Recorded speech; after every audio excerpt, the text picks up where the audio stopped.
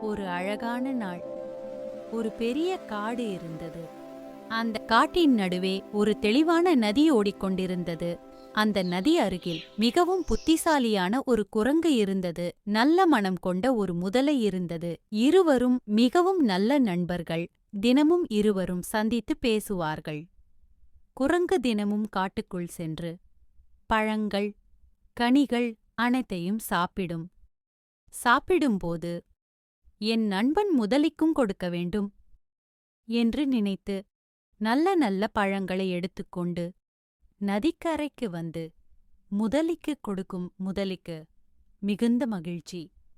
என் நண்பன் குரங்கு ரொம்ப நல்லவன் என்று நினைத்து தினமும் பழங்களை சாப்பிட்டு மகிழ்வான்.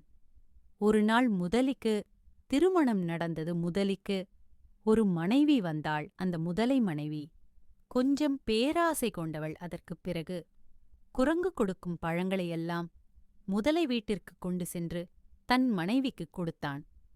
மனைவி முதலை பழங்களை சாப்பிட்டவுடன், ஐயோ, எவ்வளவு சுவையாக இருக்கிறது என்று மிகவும் சந்தோஷப்பட்டாள்.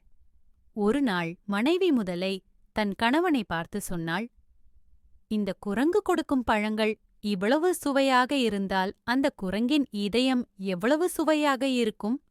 வாங்க, அந்த குரங்கின் இதயத்தை சாப்பிடலாம். முதலை கொஞ்சம் யோசித்தான். ஐயோ, அவன் என் நண்பன்தானே. ஆனால் மனைவி சொன்ன பிறகு நண்பன் என்பதையும் மறந்து ஒரு கெட்ட திட்டம் போட்டான். ஒரு நாள் முதலை குரங்கிடம் வந்து சொன்னான், ஹே நண்பா, நான் ஒரு ரொம்ப அழகான இடத்தை பார்த்தேன். அது நதிக்குள் இருக்கிறது. உன்னை அங்கே படகில் அழைத்துச் செல்ல விரும்புகிறேன், வா.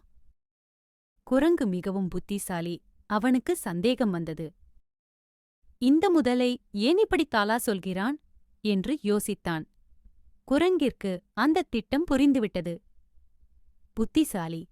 குரங்கு நதிக்குள் போகும்போது குரங்கு இனிமையாக பேசினான். நண்பா, எனக்கு ஏன் இவ்வளவு கவலை? அப்போது முதலை உண்மையை சொல்லிவிட்டான். என் மனைவி உன் இதயத்தை சாப்பிட வேண்டும் என்று சொல்கிறாள். குரங்கு உடனே பயப்படுவது போல காட்டவில்லை. அமைதியாக சொன்னான், ஓ, அப்படியா? இதை சொல்லியிருக்கலாமே. என் இதயம் இப்போது என்னிடம் இல்லை. நான் அதை என் மரத்தில் கழுவி வைத்திருக்கிறேன். வாங்க, கரைக்கு போகலாம், நான் எடுத்துத் தருகிறேன். முதலை மிகவும் முட்டாள். அதை நம்பிவிட்டான். குரங்கைக் கரைக்கு விட்டான். கரையை அடைந்தவுடன் குரங்கு வேகமாக மரத்தில் ஏறி ஓடிப்போய்விட்டான். அப்போது குரங்கு சொன்னான், ஹே முதலை, நல்ல நண்பர்களை துரோகம் செய்யக்கூடாது. பேராசை மிகவும் மோசமானது. புத்திசாலியான மனம்தான் உன்னை காப்பாற்றும். முதலை மிகவும் வருந்தினான். தன் தவறை புரிந்து கொண்டான்.